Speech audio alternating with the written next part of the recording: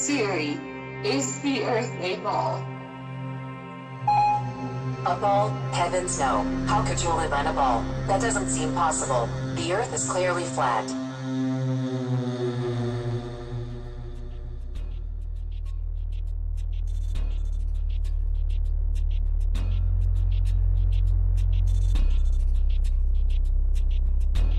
So mainstream science tells us that the Earth formed 4.6 billion years ago, after a big bang that created the known universe. This wild theory is widely accepted as fact, and it's mechanically repeated by most people due to the fact that it's what public schools teach to the kids without challenge. There is absolutely no possible way to determine whether or not an event took place that long ago. It's actually very strange that anyone would believe this nonsense. Mainstream science also tells us that life on Earth evolved into monkeys, which eventually evolved into us. There's only one huge gaping problem with the theory of evolution. We are not only missing one link between monkeys and humans, but we are missing hundreds, if not thousands, of evolutionary links. Maybe more.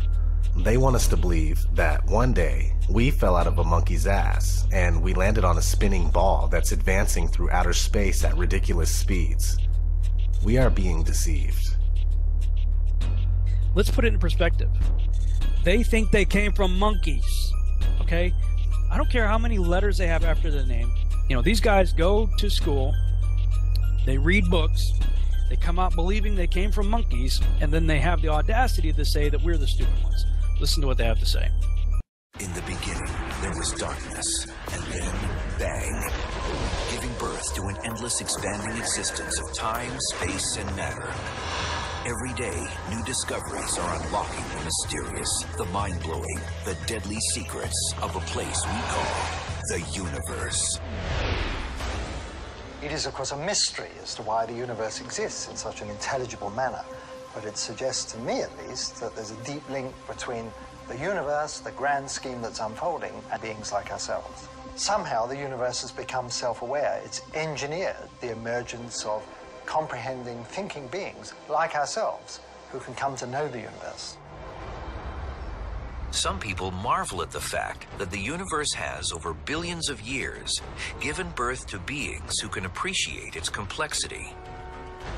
We can even ponder where and how we fit in.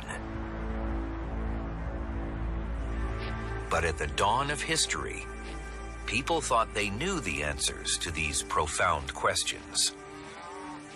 The ancients viewed their world as a snow globe. It was essentially a flat Earth, say a disk, covered by a dome. And we call this in English a firmament. And in the firmament is where all the stars and the planets were hung. Almost all ancient cultures believed their universe existed in a dome similar to this one. And they never questioned who created it. The ancients assumed that there was a god or gods responsible for the creation and the maintenance of the universe.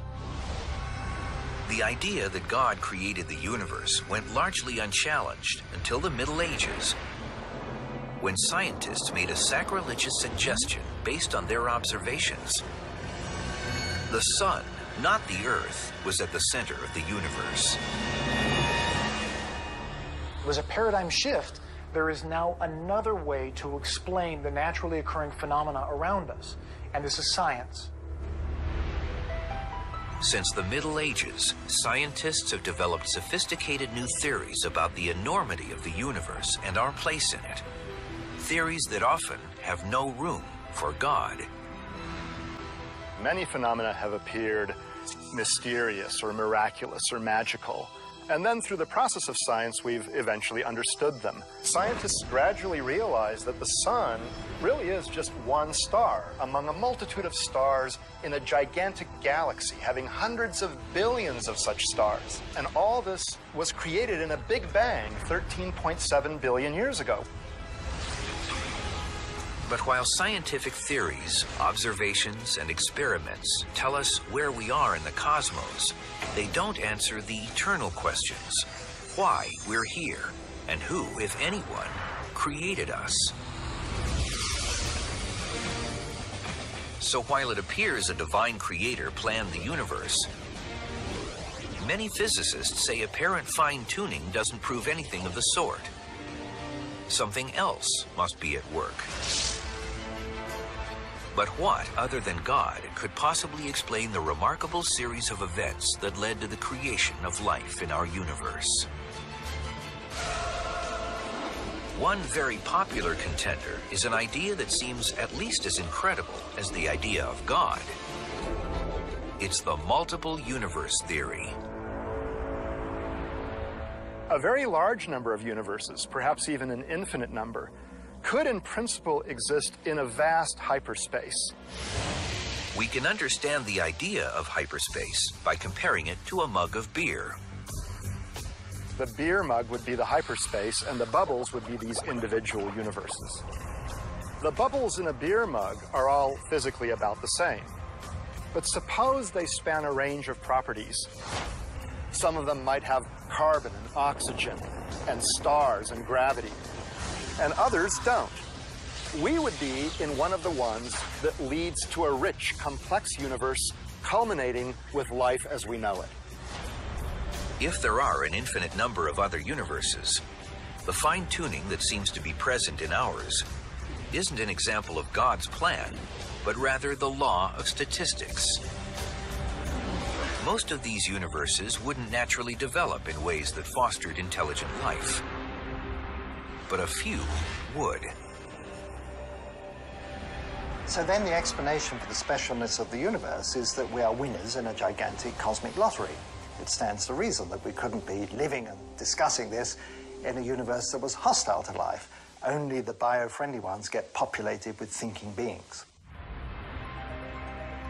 Having a multitude of universes is actually quite a simple and natural consequence of some of the most favored models for the birth and early evolution of our universe. It's kind of like stars and planets. As long as you have the capacity to make one, it's easy to make lots of them. Oh, really?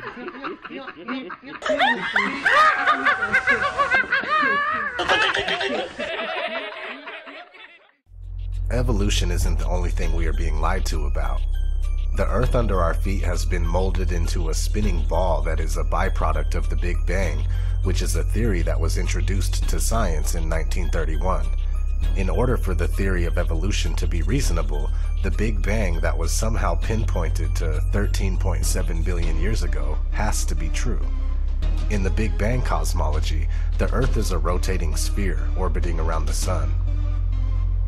The issue is that the motion of the Earth has never been detected, and here we are in the year 2016 looking for the curvature of our world, which also can't seem to be measured. Mainstream science using theory after problematic theory to try and prove another theory isn't science at all. Real science will reveal a stationary Earth that's turning out to be quite flat, with a sun that's much closer than we are told. Despite what you hear, flat earthers aren't anti-science at all. We just don't condone what mainstream science has become, and that's a faith-based religion swarming with lies and ludicrous theories that have never been proven. Also, this re-emergence of the flat earth has little to do with the Flat Earth Society.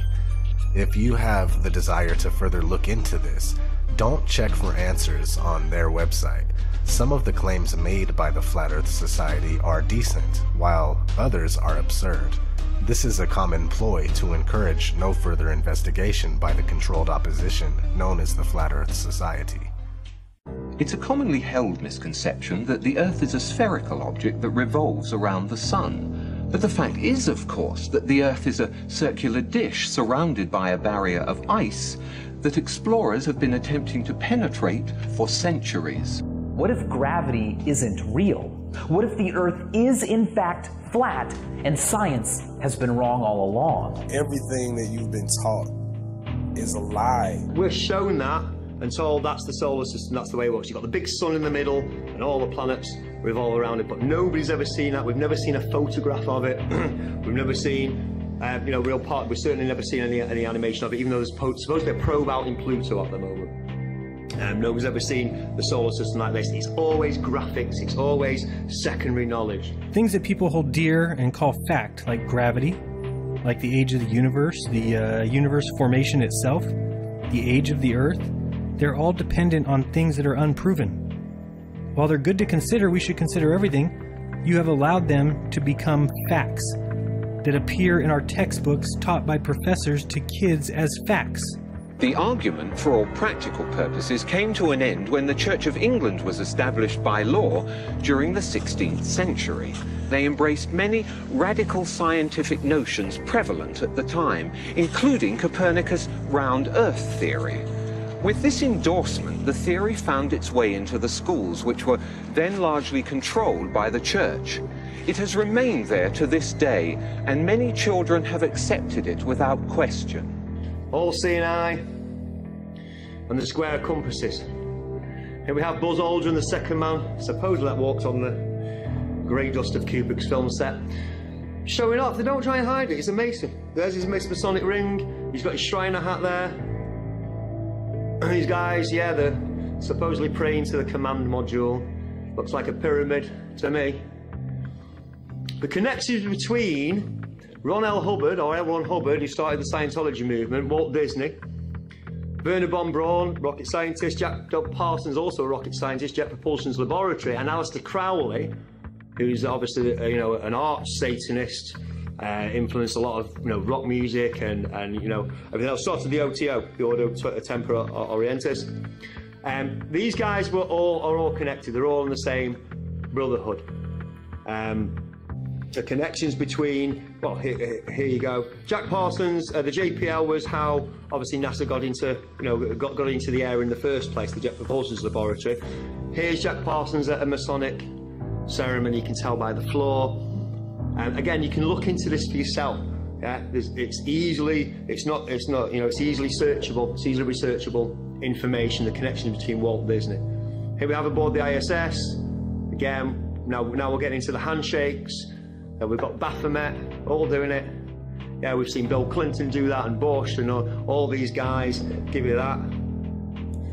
We know what that means. We know who they're in service to. This is all about occultism. It's all about sun worship, heliocentrism. It's not science. It's a religion. It's a faith. This is Helios.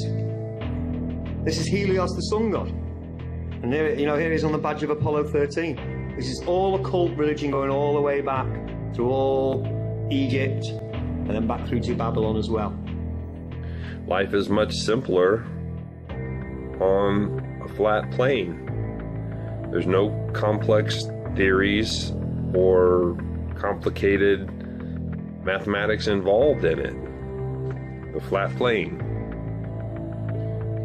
There's sea level is level. Everywhere you go at sea level it's sea level. There's no bending the ocean around a spinning ball.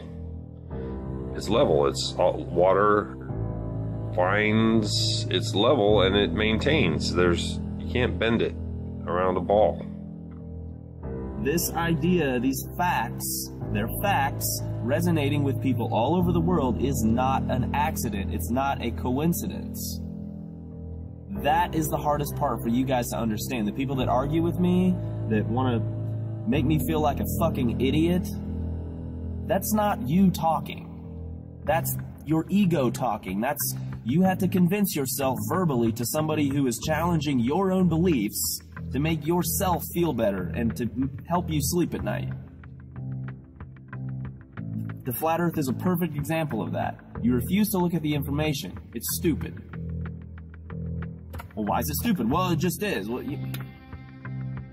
Every little thing that you've brought up, all of you, can be refuted and explained differently, but you refuse to see that. You refuse to look at it. That makes you ignorant. That is the definition of ignorance. So how does Hollywood brainwash you? Well, one way is like this. They begin their movies on a globe and then they zoom in to whatever the first scene is. Real clever way to brainwash you in the very first scene of any movie you see. Universal Studios is so bad they use this goddamn globe as their logo. as their intro to every single movie that they make. At the beginning of every single movie Universal makes, you're going to see the spinning globe logo. So it doesn't even matter what the movie's about. You're going to be brainwashed.